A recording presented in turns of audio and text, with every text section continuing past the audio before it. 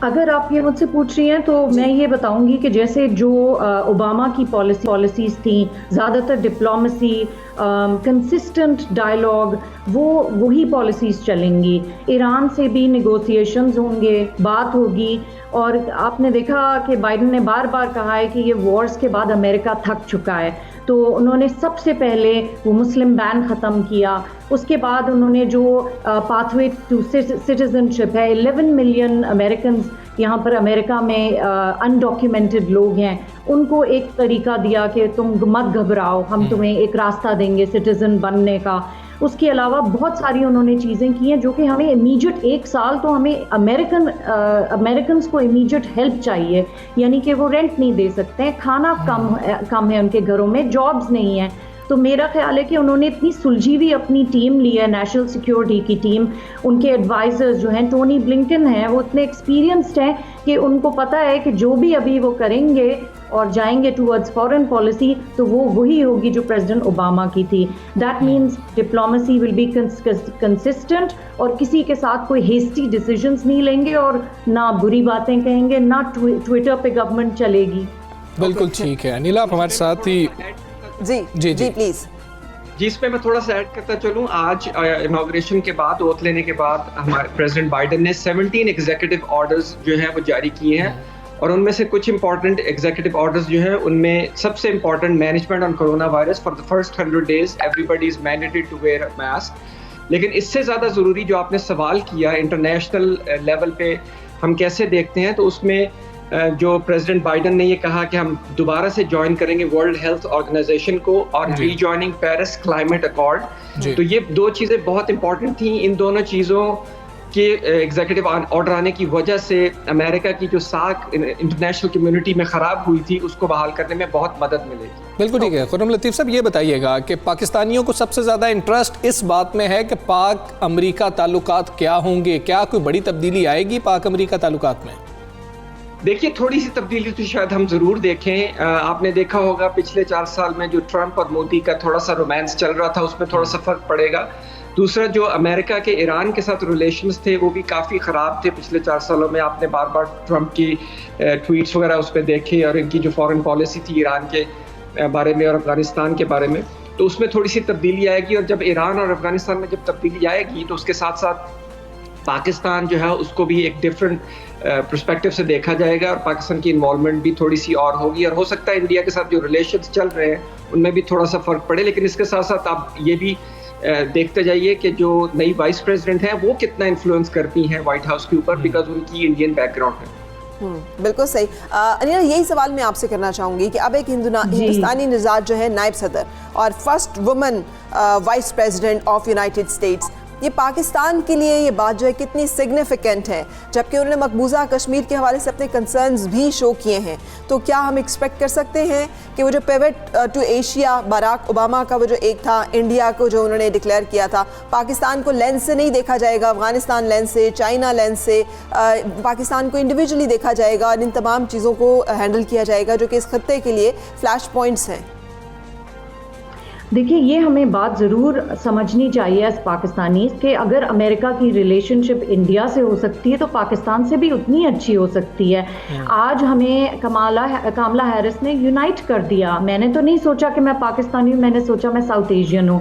اس وقت Joe Biden کی team کا دماغ ہے جس طرف جا رہا ہے، ان کا فوکس اس پہ ہے کہ ایبراہم اکارڈز کو ہم قائم رکھیں. اس کا مطلب ہے پیس لائن مڈل ایسٹ میں، اور اس کے لیے سب نے محنت کی ہے. ریپبلکنز نے بھی کی ہے، ڈیموکریٹس نے کی ہے، اور بائیڈن نے اس کو فل سپورٹ دیا ہے. تو میں سمجھتی ہوں کہ پاکستان کو اپنے بارے میں سوچنا چاہیے اور اپنی فرینڈشپ کا ہاتھ بڑھانا چاہیے. اور اگر اسرائیل سے بھی دوستی ہو رہی ہے اور انڈیا سے بھی بات چیت شروع ہو رہی ہے تو یہ تو بہت ہی اچھی بات ہوگی کہ دونوں ملک عورتوں کے حقوق، ہیومن رائٹس کے اوپر اور پاورٹی اور ایجوکیشن پہ کانسنٹریٹ کر سکتے ہیں، جس میں امریکہ ایک بہت بڑا رول پلے کر سکتا ہے. تو میں سمجھتی ہوں کہ یہ نمبر 1 ایشو ہوگا.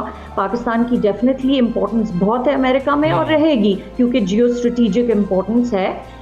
اس کے علاوہ Pakistan is a key player, Pakistan is a nuclear nation, اس کی آپ اسٹرینتھ ہے، ملٹری اسٹرینتھ ہے. تو ہمیں ایسے نہیں سوچنا چاہیے کہ ایکسکلوسیو ریلیشن شپ ہونی چاہیے. آج کل دنیا گلوبل ہے, ہمیں ریچ آؤٹ کرنا چاہیے ایز پاکستانی, جو کہ میں تو یہاں بہت کلوزلی جوئش کمیونٹی کے ساتھ کام کرتی ہوں. اب آپ دیکھیے سب سے سینیٹر چک شوما پہلے جوئش امریکن ہیں, وہ ہیڈ ہیں. اس کے علاوہ کاملا ہیرس کے ہسبینڈ ہیں, وہ جوئش امریکن ہیں. ہم تو یہاں بہت اچھی طرح سب کے ساتھ کام کرتے ہیں, اور جب ہمیں اٹیک ہوتا ہے یہی ہمارے جوئش بھائی بہن ہمارے سے آ کے بات کرتے ہیں. تو it's time for us to change our tone, it's time for us to talk to everybody and become friends. کیونکہ بائیڈن کے 4 سال will be all diplomatic. He is going to bring decency and he is going to bring consistency back to America and American foreign policy. بالکل ٹھیک ہے. انیلا صاحبہ بہت شکریہ آپ کا, صبح سویرے پاکستان سے آپ بات کر رہی تھی. خرم صاحب یہ آپ بتائیے گا کہ جو نامزد وزیر دفاع ہیں جنرل لائیڈ آسٹن, انہوں نے افغان امن عمل کے حوالے سے پاکستان کا جو کردار ہے اس کو بہت ناگزیر قرار دیا ہے. تو یہ ایک کیسی خوشائند بات ہے ہمارے لیے کہ یہ بات انہوں نے کی ہے اور وہ سمجھتے ہیں کہ افغان امن عمل میں پاکستان کا جو کردار ہے وہ سب سے اہم ہے. جی یہ بہت خوشائند بات ہے, اور اس کے ساتھ ساتھ آپ یہ بھی سمجھنے کی ضرورت ہے کہ پریزیڈنٹ جو بائیڈن جب سینیٹر جو بائیڈن تھے تو وہ پاکستان کو بہت اچھی طرح سمجھتے تھے, اور پاکستان کی جو امپورٹنس تھی اس جیو پولیٹیکل امپورٹنس جو اس ریجن میں, وہ اس کو اچھی طرح سے سمجھتے تھے, اور وہ سمجھتے تھے کہ پاکستان جو ہے اس کو ہم اگنور نہیں کر سکتے. اور جب رشیا افغانستان سے چلا گیا تو اس کے بعد جو پاکستان کو اکیلا چھوڑ دیا گیا, that was a big mistake on world's part. تو اس کو سمجھتے ہوئے مجھے لگتا ہے کہ پریزیڈنٹ جو بائیڈن جو ہے وہ پاکستان کے ساتھ ڈائلاگ جاری رکھیں گے, اور پاکستان کی اپنی اہمیت اپنی جگہ پہ رہے گی.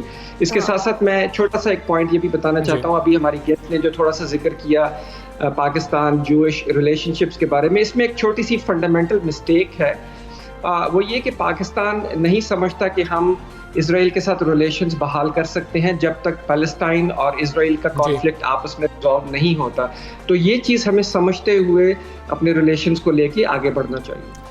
ایک اور پاکستان جو وزیر خارجہ جو ہیں کل انہوں نے بھی ایک بڑا امپورٹنٹ بات کی. انہوں نے کہا کہ جیو پولیٹیکل نہیں, جیو اسٹریٹجک نہیں, جیو اکنامک سگنیفیکینس بھی ہے ہماری, اور یہ ضرورت بھی ہے اس وقت کی. اس چیز کو کتنی کنسیڈریشن جو ہے وہ بائیڈن انتظامیہ کی طرف سے ملے گی. اور اس کے ساتھ ساتھ جیسے آپ نے کہا اگر افغان مفاہمتی عمل میں پاکستان کا اہم کردار جو ہے وہ مد نظر ہو, تو جو international military education training program بند کر دیا گیا تھا, پھر کولیشن سپورٹ فنڈ جو ہے وہ روک دیا گیا تھا.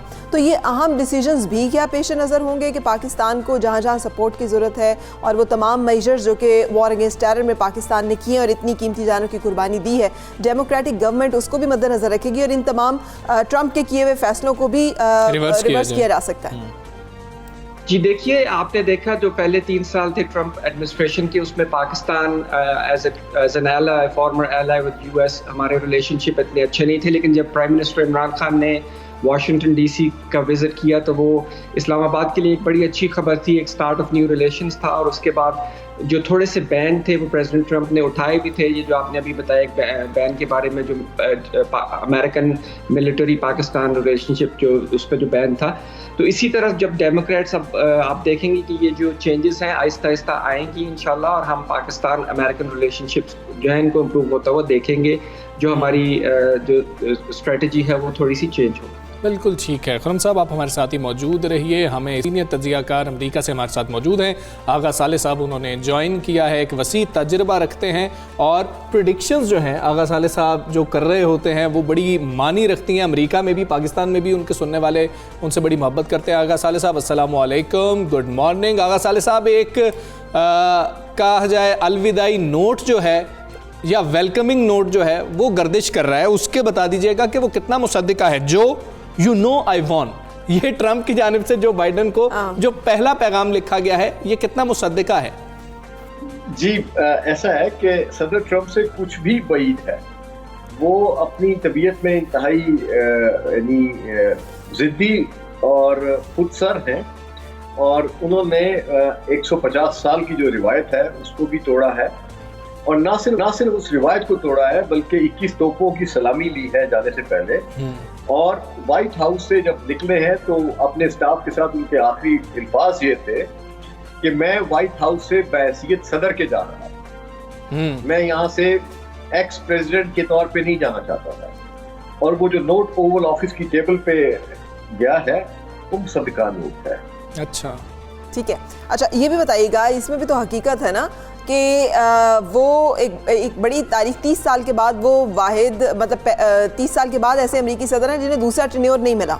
सो एक तरह से उनकी जो नज़रियात हैं, उनकी जो सोच है, उनका जो अंदाज़ है, उसको वो पज़िराई तो नहीं मिल सकी, उन्हें ऑफिस तो नहीं मिल सका। सो इस तमाम जो उनका रवैया है, और उनके जो फॉलोअर्स हैं 460 मिलियन जो उनके फॉलोअर्स हैं, जिन्होंने उनको वोट दिया, जिन्होंने उनके कहने पे कैपिटल हिल पे चढ़ाई भी की, क्या वो लोग बाइडन की ये यूनाइटेड अमेरिका का ड्रीम, उनकी ख्वाहिश और उनकी जो एक स्पीच है यूनाइट करने की, उसको फॉलो करेंगे? और अमेरिका जो है उसका आइंदा आने वाले दिनों में जो डिवीज़न है, इसको आप कैसे देख रहे हैं? कैसे इम्पैक्ट करेगा ये जो बाइडन की पॉलिसीज़ पे? सेनेट में उनको आसानी से बिल अप्रूव कराने में और अपनी जो करारदादियाँ मूव करने में आसानी होगी? देखिए, ऐसा है कि अमेरिका का जो सदर ट्रंप का हिलरी वर्सेस ट्रंप इलेक्शन था, उसमें सदर ट्रंप ने अमेरिका को इस तरह से तकसीम किया कि वो जो वाइट सुप्रीमेसी का जो नारा था उसको उन्होंने, और उस पब्लिक सेंटीमेंट को उन्होंने इवोक किया। और वो जो सेंटीमेंट उन्होंने उस दौर में 4 साल पहले इवोक किया था, 5 साल पहले अपनी कैंपेन के दौरान, उसने अमेरिका को तकसीम किया। और उनके बारे में मैं हमेशा कहता रहा हूँ कि ये वो शख्स हैं कि जिन्होंने अमेरिका के अंदर एक तकसीम का अमल शुरू किया है। और आज का अमेरिका एक मुनकसिम अमेरिका है, और वो तकसीम इस कदर गहरी हो चुकी है कि जिसकी मिसाल आप ये देख लें कि जो वॉशिंगटन में हुआ। लेकिन इसके साथ साथ आपको ये नहीं भूलना चाहिए कि ये एक तरफा नहीं होता, ये दोनों तरफ से हुआ है। इस इलेक्शन की कैंपेन के दौरान गुज़िश्ता बरस एक स्याह जो अमरीकी का पुलिस के हाथों हलाक होना है, उस हलाकत पे जो पूरे मुल्क के तूलो अर्ज में जो मुजाहरे हुए, उन मुजाहरों में आप देखें कि किस कदर तबाही आई। और उसमें हुकूमत जो थी वो खामोश रही। जहाँ जहाँ डेमोक्रेट्स की हुकूमतें थी, उन्होंने मुजाहिदीन को रोकने की कोशिश नहीं की, और बल्कि पुलिस को भी उन्होंने मना किया कि उनको गिरफ्तार ना किया जाए, बिल्कुल ठीक है। और उन मुजाहिदीन ने पुलिस की गाड़ियों को आग लगाई। तो ये दोनों तरफ से हुआ है। और इस वक्त आप ये देखें कि वाइस प्रेसिडेंट जो थी कामला हैरिस, वो ये कह रही थी कि हमें एक ऐसा फंड क्रिएट करना चाहिए कि जिस पे हम इनकी बेल करवाएं ताकि ये लोग बाहर आ सके, और उनके साथ बड़ी यकजहती की गई जो मुजाहिदीन थे। बिल्कुल ठीक है। ये दोनों तरफ से हो रहा है ये, यानी इसमें आप सदर ट्रंप को मुतरे इल्जाम नहीं ठहरा सकते।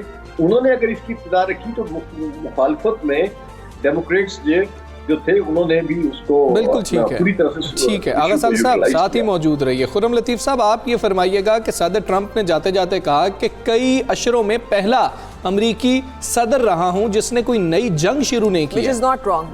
बात बिल्कुल दुरुस्त है। तो क्या हम जो बाइडन के दौर को भी ऐसा देखेंगे कि कोई ऐसी जंग न शुरू कर दी जाए जिसके असरात पूरी दुनिया पे हों? जी, बात ट्रंप ने ठीक कही है। और मैं ये बताता चलूं कि प्रेसिडेंट बाइडन ने कंफर्म किया कि ट्रंप ने एक नोट छोड़ा है व्हाइट हाउस में जिसके कंटेंट्स अभी तक रिलीज नहीं किए गए, लेकिन प्रेसिडेंट बाइडन ने ये भी कहा है कि बहुत जेनरस नोट था जो कि एक्सपेक्टेड नहीं था प्रेसिडेंट ट्रंप से। बट एनीवेज, आपके सवाल की तरफ आता हूँ।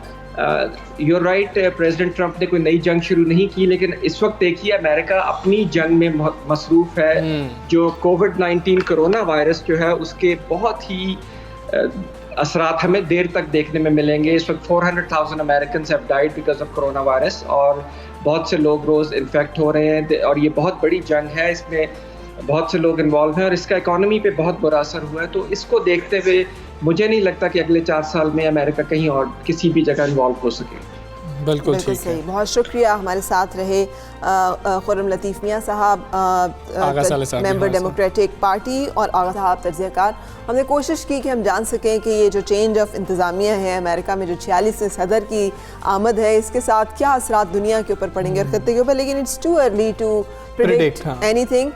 वक्त जो है वो इसका फैसला करेगा। क्योंकि हम ये देखते हैं नारे कुछ होते हैं, जब लोग आते हैं तो चीज़ें बदल जाती हैं। और ट्रंप की ये बात कि मैंने पूरी दुनिया में कोई नई जंग का आगाज़ नहीं किया, ये बहुत अहम चीज़ है। और पूरी दुनिया को इसी से फ़र्क पड़ता है कि अमरीकी आने वाला सदर जो है मुतशद्दिद कितना है, और वो कितना जो है दूसरी दुनिया के साथ जो बाकी ममालिक हैं उनके साथ जंग का आगाज़ हो सकता है। तो आने वाले दिनों में पता लग जाएगा। जबकि अब जो है ना राइजिंग चाइना के साथ जो दुनिया की सूरत हाल है वो यूनिलैटरल से बायलैटरल की तरफ है, और उसके साथ वर्ल्ड ऑर्डर जो है उसमें भी बहुत वो है। अब उसको कितना एज सुपर पावर जो है अमेरिका रिटेन करने की कोशिश करेगा अपने स्टेटस को एज सुपर पावर, और उसके साथ साथ वर्ल्ड ऑर्डर को, या फिर liberal order and world order जो है उसमें कुछ और चीज़ें सामने आएगी। These are the important things जो कि इम्पैक्ट करेंगी पाकिस्तान को भी और दुनिया को भी। चले जी, उम्मीद के साथ एक ब्रेक लेते हैं कि जी बेहतर हालात होंगे और फिर आपसे मिलते हैं।